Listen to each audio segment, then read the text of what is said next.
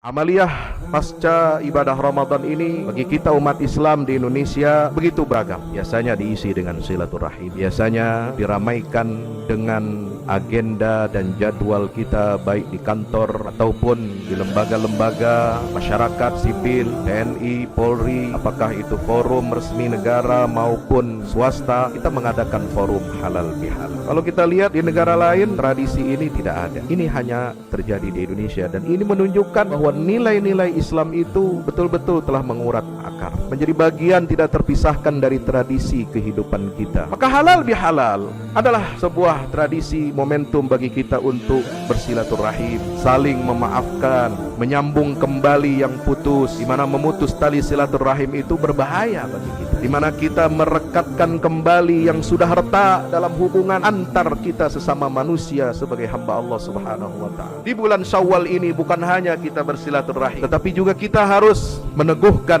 5 perkara. 5 perkara yang disebutkan oleh Abu Abdillah As-Saji, yaitu yang akan menyebabkan kesempurnaan ilmu kita. Yang pertama adalah ma'rifatullah, mengenal Allah Subhanahu wa taala dengan sebaik-baiknya. Maka setelah kita merayakan Idul Fitri, maka kita harus menjadi hamba yang semakin mengenal Allah taala dengan sebaik-baiknya. Yang kedua adalah ma'rifatul haqqi wa ikhlasul amali lillah, mengenal yang hak. Makanya kita selalu berdoa kepada Allah, Allahumma arinal haqqa haqqan warzuqna ittiba'ah wa arinal batila batilan warzuqna ijtinab. Wa ikhlasul amal, ikhlas dalam beramal karena Allah Subhanahu wa taala. Kemudian yang keempat, wal amali ala sunnah, mengamalkan Islam ini berdasarkan sunnah Nabi kita Muhammad SAW dalam seluruh aspek kehidupan kita. Dan yang kelima adalah wa aklul halal, diulangi lagi oleh para ulama-ulama kita, pentingnya kita untuk makan dari harta yang halal. Maka ketika kita memulai lembaran baru di bulan Syawal ini, kita harus meneguhkan 5 hal ini. Sebab kalau satu di antara 5 hal ini hilang saat kita ingin mengerjakan pekerjaan yang baik, maka itu tidak terangkat dan tidak diterima oleh Allah Subhanahu wa taala. Satu hal yang perlu kita jadikan perhatian bersama ketika kita bersilaturahim Idul Fitri ini adalah jangan sampai kita menyakiti saudara kita. Baru kita keluar dari bulan Ramadan, membersihkan, mensucikan hati kita, menjaga lisan kita, menjaga pandangan kita. Baru 1 hari selesai, ketika kita bersilaturahim, kita bercanda keterlaluan dengan teman-teman kita, dengan sanak kerabat kita, dengan keponakan kita, dengan sepupu kita, dengan ipar kita, bercanda kita keterlaluan sampai kadang-kadang mengeluarkan kata-kata yang tidak kita sadari itu telah menyakiti hati mereka. Contoh, kalau ada kumpul keluarga Idul Fitri, selalu ada pertanyaan buat yang jomblo, kapan kamu kawin? Yang sudah menikah belum punya anak, kapan punya anak? Semua ditanya. Tidak semua orang bisa menerima pertanyaan itu.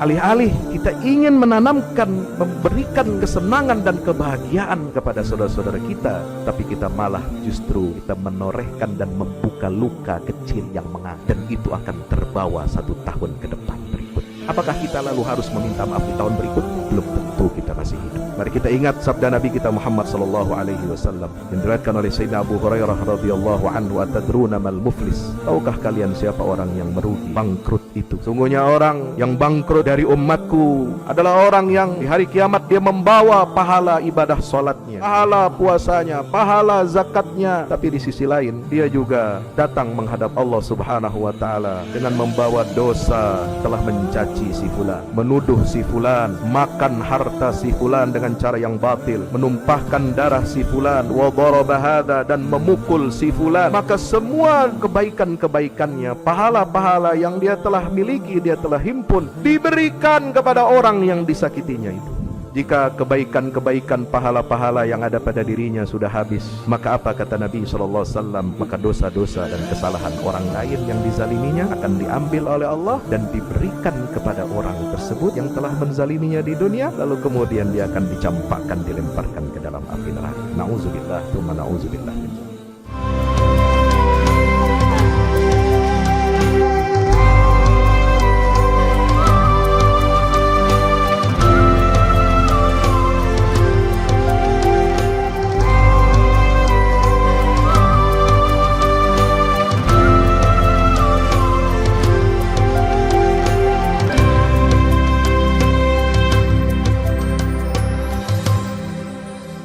Assalamualaikum warahmatullahi wabarakatuh. Alhamdulillah, الحمد لله الذي جعل الأعياد في الإسلام مصدرا للهناء والسرور. الحمد لله الذي تفضل في هذه الأيام المباركات على كل عبد شكور. سبحانه وتعالى غافر الذنب وقابل التوب شديد العقاب ذي الطول. لا إله إلا هو العلي الكبير. أشهد أن لا إله إلا الله وأشهد أن محمدا عبده ورسوله لا نبي بعده. اللهم صل وسلم وبارك على هذا النبي الأمي الكريم وعلى آله وأصحابه ومن سار على هديه واستنى بسنته إلى يوم الدين. عباد الله، أوصي نفسي وإياكم بتقوى الله. اتقوا الله حق تقاته، اتقوا الله حق تقاته ولا تموتن إلا وأنتم مسلمون. Hadirin ma'asyiral muslimin, jamaah Jumat Masjid Agung Sunda Kelapa yang insyaallah kita semuanya mudah-mudahan senantiasa diberkahi dan dirahmati Allah Subhanahu wa taala. Di bulan Syawal ini marilah kita banyak-banyak bersyukur, bertasbih dan bertahmid kepada Allah Subhanahu wa taala. Karena dialah Allah yang telah menjadikan dan memberikan kepada kita nikmat, masih dapat merasakan nikmatnya Idul Fitri pada tahun 1445 Hijrah ini,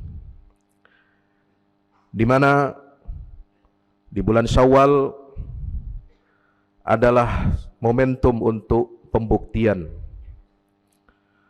dalam rangka kita meningkatkan kualitas ibadah dan ketakwaan kita kepada Allah Subhanahu wa taala. Seraya kita senantiasa mengingatkan diri sendiri, mengingatkan keluarga, mengingatkan seluruh masyarakat bangsa dan negara kita, agar kita senantiasa fakir kepada Allah Subhanahu wa taala. Senantiasa kita mengingat bahwa dunia ini adalah permainan belaka.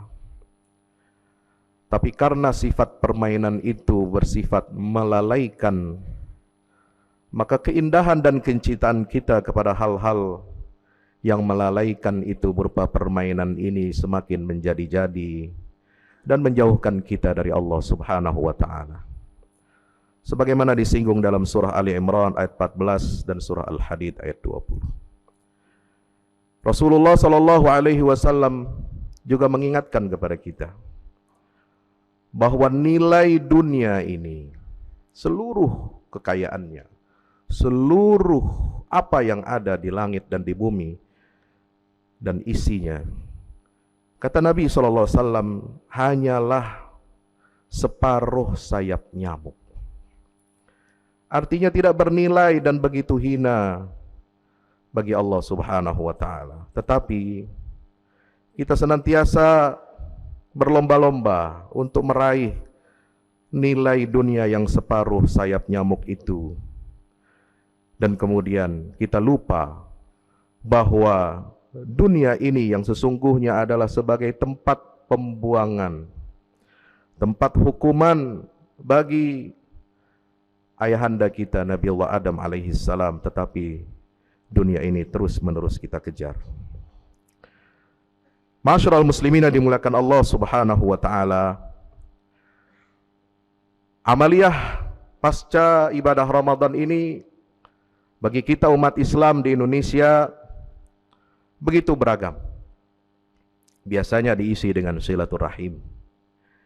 Biasanya diramaikan dengan agenda dan jadwal kita baik di kantor ataupun di lembaga-lembaga masyarakat sipil, TNI, Polri, apakah itu forum resmi negara maupun swasta, kita mengadakan forum halal bihalal.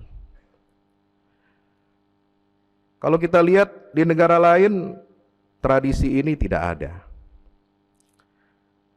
Tidak ada istilah halal bihalal itu di Arab Saudi, tidak pula di Mesir, tidak pula di negara-negara Afrika yang mayoritas penduduknya Muslim, ataupun bahkan di negara-negara Asia yang mayoritas penduduknya Muslim.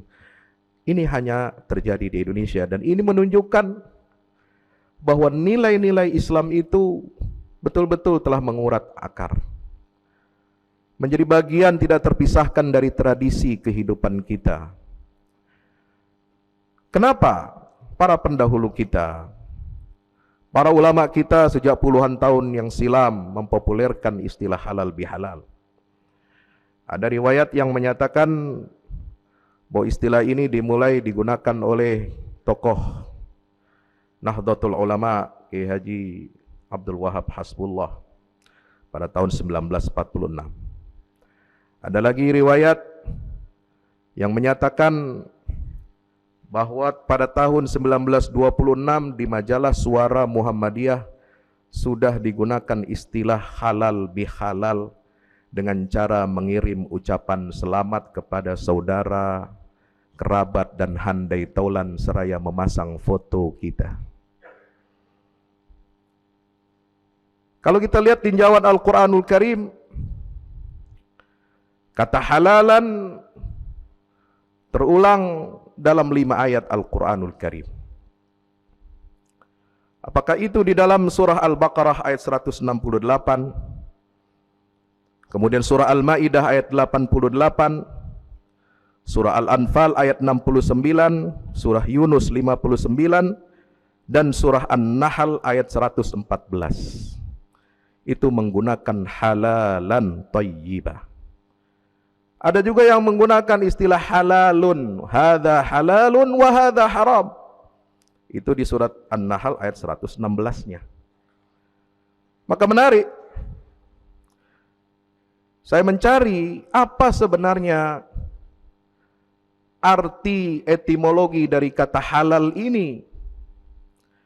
Maka bisa kita dapatkan misalnya dalam tafsir Al-Qurtubi, Al-Jami' li Ahkamil Quran, yang ditulis oleh seorang ulama ahli tafsir yang lahir di Cordova, Spanyol.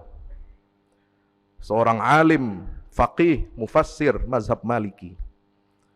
Menulis di dalam tafsir Al-Jami' li Ahkamil Quran, atau yang kita kenal dengan tafsir Al-Qurtubi.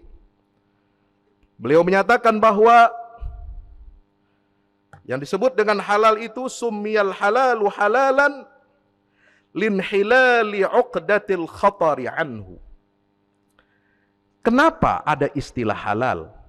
Kenapa perbuatan yang halal itu dinamakan halal? Karena terurainya, tersingkapnya, dan terlepasnya ikatan bahaya dari perbuatan itu. Karena halal itu sering dipadankan dengan kata haram atau perbuatan yang haram. Perbuatan haram itu pasti berbahaya bagi manusia. Pasti berdampak merusak bagi umat manusia, hamba-hamba Allah Subhanahu wa taala. Semua yang haram. Apakah haram berupa dosa-dosa besar, menyekutukan Allah, al-isyraku billah, durhaka kepada kedua orang tua, makan harta riba, makan harta anak yatim, berzina, mencuri, atau menuduh orang lain berzina, qadzaf, dan sebagainya, atau minum minuman keras, berjudi. Itu semua adalah perbuatan yang membahayakan manusia baik di dunia maupun di akhirat. Bahaya. Walaupun kelihatannya enak perbuatan maksiat itu, walaupun nampaknya nikmat perbuatan yang diharamkan Allah itu, tetapi dia akan berujung kepada bahaya, khatar alal insaniyah, bahaya bagi kemanusiaan kita, bahaya bagi fitrah kita, bahaya bagi ketauhidan kita, dan akan menggerus nilai-nilai kemanusiaan yang sudah ditanamkan oleh Allah. Fitratallahi allati fataran nasa 'alaiha la tabdila li khalqillah, dzalika ad-dinul qayyim. Maka lawan kata haram itu adalah halal. Ketika perbuatan itu dilegalkan oleh Allah, perbuatan itu direstui oleh Allah, dibolehkan oleh Allah, berarti perbuatan yang halal itu sudah dihilangkan seluruh aspek bahaya-bahaya. Apakah yang bersifat material maupun yang non-material? Apakah bahaya itu terjadi di dunia atau juga bahaya nanti yang kelak mengancam kita di yaumil akhirat? Hadirin yang dimuliakan Allah Subhanahu wa taala. Maka halal bihalal adalah sebuah tradisi momentum bagi kita untuk bersilaturahim, saling memaafkan, menyambung kembali yang putus, di mana memutus tali silaturahim itu berbahaya bagi kita. Di mana kita merekatkan kembali yang sudah retak dalam hubungan antar kita sesama manusia sebagai hamba Allah Subhanahu wa taala. Yang kalau ada keretakan itu bahaya bagi kita. Juga kita harus menghilangkan segala macam hambatan-hambatan, ganjalan-ganjalan yang ada dalam diri kita, jiwa kita, yang itu kalau hambatan psikologis, dendam, iri, dengki, dan hasud terus tertanam di dalam diri dan dada kita, itu akan menjadi penyakit yang berbahaya buat kesehatan kita. Apalagi juga menjadi bahaya untuk keselamatan kita nanti di akhirat. Karena Allah Subhanahu wa taala mengancam orang yang memutus tali silaturahim dengan dijauhkannya mereka dari rahmat Allah Subhanahu wa taala. Imam Sahal bin Abdullah At-Tusturi, sebagaimana dikutip oleh Imam Al-Qurtubi dalam tafsirnya itu, mengatakan bahwa an-najatu fi thalathatin. Keselamatan hamba Allah itu ada pada 3 perkara. Yang pertama adalah aklul halal. Kita harus memakan makanan yang halal, dari sumber yang halal, dari zat yang halal. Yang kedua adalah wa'adaul faraid, melaksanakan kewajiban-kewajiban kita sebagai hamba Allah. Melaksanakan sholat 5 waktu, menunaikan zakat kita, mengerjakan haji dan umrah, serta mengerjakan kewajiban-kewajiban yang lain yang ada di dalam syariat agama Allah Subhanahu wa ta'ala. Makan makanan yang halal, gaya hidup yang halal, komitmen kepada transaksi yang halal dalam semua aspek kehidupan kita, terutama dalam ekonomi dan bermuamalah. Yang ketiga adalah, kata Imam Abdullah Sahal bin Abdullah Tusturi, al-iqtida'u bin Nabi sallallahu alaihi wasallam, mencontoh, meneladani pri kehidupan baginda Rasulullah Muhammad sallallahu alaihi wasallam. Untuk menyempurnakan kita punya momentum di bulan Syawal ini, bukan hanya kita bersilaturahim, bukan hanya kita menghilangkan sekat, bukan hanya kita menghilangkan gundah dan gaulana, keretakan-keretakan yang terjadi dalam hubungan sosial kita, tetapi juga kita harus meneguhkan 5 perkara. 5 perkara yang disebutkan oleh Abu Abdullah As-Saji, yaitu yang akan menyebabkan kesempurnaan ilmu kita. Yang pertama adalah ma'rifatullah, mengenal Allah Subhanahu wa taala dengan sebaik-baiknya. Maka setelah kita merayakan Idul Fitri, setelah kita kembali kepada fitrah kita, setelah kita ditempa ketakwaan kita sebulan penuh dengan latihan-latihan ibadah-ibadah kita di bulan suci Ramadan, maka kita harus menjadi hamba yang semakin mengenal Allah Ta'ala dengan sebaik-baiknya. Yang kedua adalah ma'rifatul haqqi wa ikhlasul amali lillah, mengenal yang hak. Makanya kita selalu berdoa kepada Allah. Dicontohkan oleh Nabi SAW, Allahumma arinal haqqa haqqan warzuqna ittiba'ah, wa arinal batila batilan warzuqna jitinabah. Ya Allah, tunjukkanlah kepada kami yang hak itu hak, tunjukkan pula kepada kami yang batil itu batil, dan karuniakan kepada kami agar kami konsisten dan komitmen untuk mengikuti yang hak kebenaran itu dan menjauhi yang batil itu. Wa ikhlasul amal, ikhlas dalam beramal karena Allah Subhanahu wa taala. Kemudian yang keempat, wal amali ala sunnah, mengamalkan Islam ini berdasarkan sunnah Nabi kita Muhammad SAW dalam seluruh aspek kehidupan kita. Dalam membina keluarga, hubungan suami istri, kita harus mencontoh sunnah Rasulullah SAW. Menghormati orang tua, menghormati keluarga, memuliakan keluarga, mencontoh tauladan sunnah Nabi kita Muhammad SAW. Dalam beribadah, mencontoh sunnah Nabi kita Muhammad SAW. Bertetangga, kita mencontoh sunnah Rasulullah SAW. Dalam bertransaksi, muamalah ekonomi, semuanya kita harus mencontoh sunnah Rasulullah SAW. Dan yang kelima adalah wa aklul halal, diulangi lagi oleh para ulama-ulama kita, pentingnya kita untuk makan dari harta yang halal. Fa in fuqidat wahidatun lam yurfa'il amal. Kalau ada satu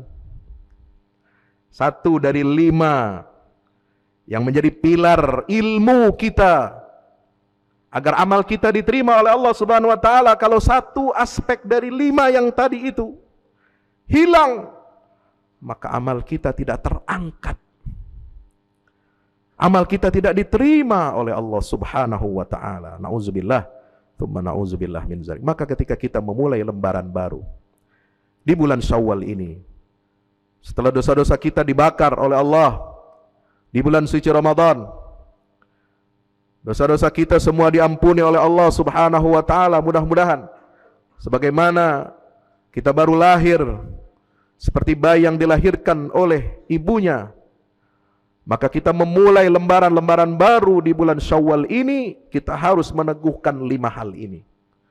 Ma'rifatullah, ma'rifatul haq, ikhlasul amal lillah, al-amal ala sunnah, dan aklul halal. Sebab kalau satu di antara 5 hal ini hilang saat kita ingin mengerjakan pekerjaan yang baik, maka itu tidak terangkat dan tidak diterima oleh Allah Subhanahu wa taala. Masyarul muslimin dan Allah Subhanahu wa taala, satu hal yang perlu kita jadikan perhatian bersama ketika kita bersilaturahim Idul Fitri ini adalah jangan sampai kita menyakiti saudara kita. Baru kita keluar dari bulan Ramadan, membersihkan, mensucikan hati kita, menjaga lisan kita, menjaga pandangan kita, baru 1 hari selesai, masuk hari 1 Syawal, ketika kita bersilaturahim, kita bercanda keterlaluan dengan teman-teman kita, dengan sanak kerabat kita, dengan keponakan kita, dengan sepupu kita, dengan ipar kita, bercanda kita keterlaluan sampai kadang-kadang mengeluarkan kata-kata yang tidak kita sadari itu telah menyakiti hati mereka. Contoh, kalau ada kumpul keluarga Idul Fitri, selalu ada pertanyaan buat yang jomblo, kapan kamu kawin? Yang sudah menikah belum punya anak, kapan punya anak? Semua ditanya. Tidak semua orang bisa menerima pertanyaan itu, saudara. Alih-alih kita ingin menanamkan, memberikan kesenangan dan kebahagiaan kepada saudara-saudara kita saat kita berjumpa dengan mereka, tapi kita malah justru di hari pertama Idul Fitri itu kita menorehkan dan membuka luka kecil yang menganga. Dan itu akan terbawa 1 tahun ke depan berikutnya. Apakah kita lalu harus meminta maaf di tahun berikutnya? Belum tentu kita masih hidup. Mari kita ingat sabda Nabi kita Muhammad SAW dalam hadis riwayat Imam Muslim nomor 2581 yang diriwayatkan oleh Sayyidina Abu Hurairah radhiyallahu anhu, atadruna mal muflis? Tahukah kalian siapa orang yang merugi, bangkrut itu? Innal muflisa min ummati, sungguhnya orang yang bangkrut dari umatku, kata Rasulullah sallallahu alaihi wasallam, man ya'ti yaumal qiyamati bi salatin wa siyamin wa zakatin, adalah orang yang di hari kiamat dia membawa pahala ibadah salatnya, pahala puasanya, pahala zakatnya. Wa ya'ti wa qad syatama hadza wa qadhafa hadza wa akala mala hadza wa safaka dama hadza. Tapi di sisi lain dia juga datang menghadap Allah Subhanahu wa taala dengan membawa dosa telah mencaci si fulan, menuduh si fulan, makan harta si fulan dengan cara yang batil, menumpahkan darah si fulan, wa daraba hadza, dan memukul si fulan. Fa yu'ta hadza min hasanatihi wa hadza min hasanatihi. Maka semua kebaikan-kebaikannya, pahala-pahala yang dia telah miliki, dia telah himpun, diberikan kepada orang yang disakitinya itu.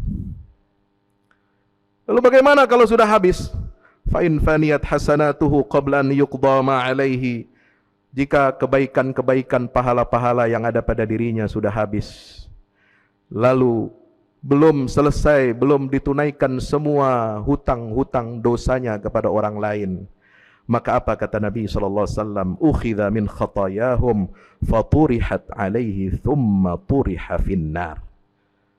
Maka dosa-dosa dan kesalahan orang lain yang dizaliminya akan diambil oleh Allah dan diberikan kepada orang tersebut yang telah menzaliminya di dunia, lalu kemudian dia akan dicampakkan, dilemparkan ke dalam api neraka. Na'udzubillah, thumma na'udzubillah min zalik. Mari kita perbaiki hubungan kita dengan Allah, perbaiki hubungan kita dengan sesama, hablum minallah dan hablum minan nas.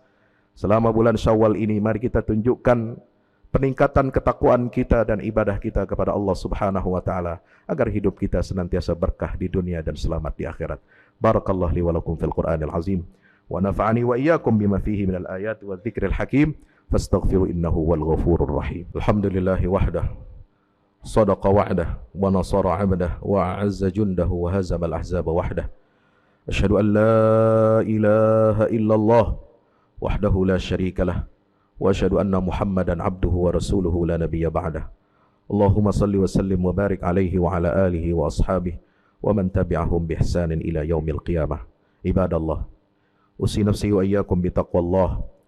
Ittaqullaha haqqa tuqatih wa la tamutunna illa wa antum muslimun. Ilamu anna Allah amarakum bi amrin bada fi bi nafsihi wa thanna bi malaikatil musabbihati bi qudsih. Faqala ta'ala inna Allah wa malaikatahu yusalluna 'alan nabi ya ayyuhalladzina amanu sallu 'alaihi wa sallimu taslima. Allahumma salli wa sallim wa barik ala nabiyyina Muhammad adada ma ahata bihi 'ilmuk wa khatta bihi qalamuk wa ahsahu kitabuk. Wardallahum 'an sadatina arba'atil khulafa'ir rasyidin Abi Bakr wa Umar wa Uthman wa Ali wa an sa'iris sahabati wat tabi'in wa man tabi'ahum bi ihsanin ila yaumiddin wa alaina ma'ahum bi rahmatika ya arhamar rahimin. Allahumma ighfir lil muslimin wal muslimat wal mu'minin wal mu'minat al ahya'i minhum wal amwat innaka ya rabbana sami'un qaribun mujibud da'awat. Allahumma ansuril islam wa 'izzal muslimin wa 'ali bi fadlika kalimatil haqq ila yaumiddin. Allahumma ansur man nasara ad-din wa khudhul man khadhala al muslimin. Allahumma arinal haqqa haqqa warzuqna ittiba'ah wa arinal batila batilan warzuqna jinabah. Rabbana zalamna anfusana wa illam taghfir lana wa tarhamna lakunanna minal khasirin. Rabbana la tuzigh qulubana ba'da idh hadaytana wa hab lana min ladunka rahmah innaka antal wahhab. Allahumma aghnina bihalalika an haramik wa bi ta'atika an ma'siyatik wa bi fadlika wa judika wa karamika amman siwak. Rabbana atina min ladunka rahmah wa hayyi lana min amrina rashada. Rabbana atina fid dunya hasanah wa fil akhirati hasanatan wa qina adzabannar wa adkhilnal jannata ma'al abrar ya aziz ya ghaffar ya rabbal alamin. Wa sallallahu ala nabiyyina Muhammadin wa ala alihi wa sahbihi wa baraka wa sallam. Walhamdulillahi rabbil alamin wa aqimis shalah.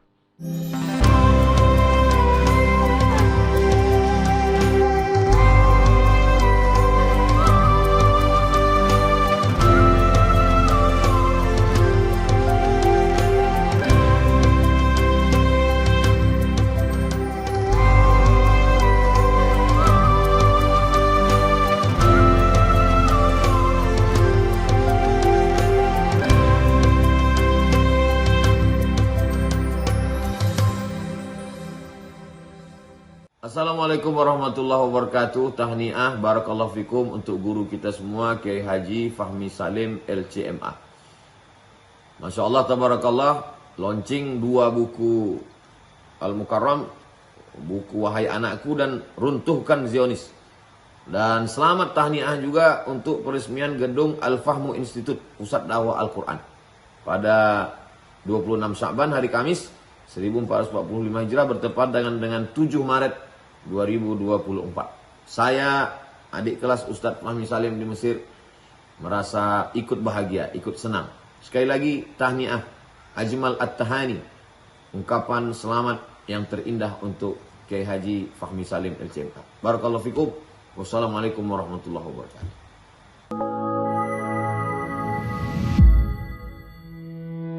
Yang terbaru dari Ustadz Fahmi Salim, 2 buku tentang parenting Qurani dan jihad membela Baitul Maqdis. Buku Wahai Anakku, Benahi Adabmu, Bersihkan Hatimu, buku yang siap membuka cakrawala pikiran dan batin sahabat. Buku Wahai Anakku, Benahi Adabmu, Bersihkan Hatimu disusun dengan mengambil inspirasi dari buah pena Imam Al-Ghazali, Ayyuhal Walad. Buku ini diformat dengan dialog orang tua pada anaknya.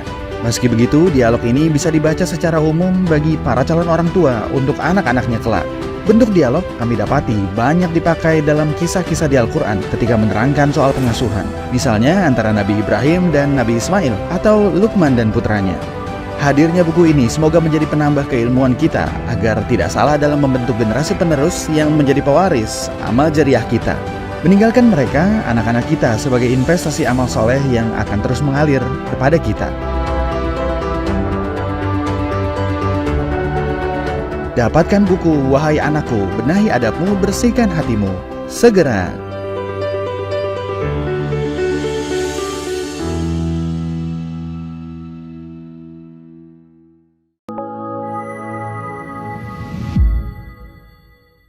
Yang terbaru dari Ustadz Fahmi Salim, buku Runtuhkan Zionis, Rebut Baitul Maqdis, buku yang siap membuka cakrawala pikiran dan batin sahabat, sudah bisa dipesan sekarang juga.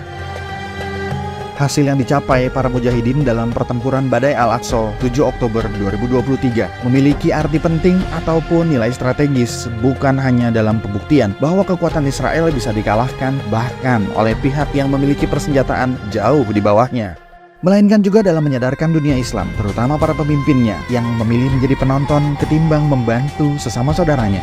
Buku ini adalah salah satu bentuk dukungan dan ikhtiar dengan niat berjuang bersama-sama dengan mujahid Palestina. Tak sekedar memberikan informasi, membeberkan fakta atau data kepada halayak di Indonesia. Buku ini juga hadir untuk meluruskan tudingan bahkan fitnah terhadap para pejuang di sana. Betapapun kita berada jauh dari Al-Quds, melalui buku ini kita akan dapatkan bagaimana kita bisa memperoleh pahala yang sebanding dengan para pejuang di garda terdepan di negeri perlawanan Palestina. Dapatkan buku Runtuhkan Zionis, Rebut Baitul Maqdis segera.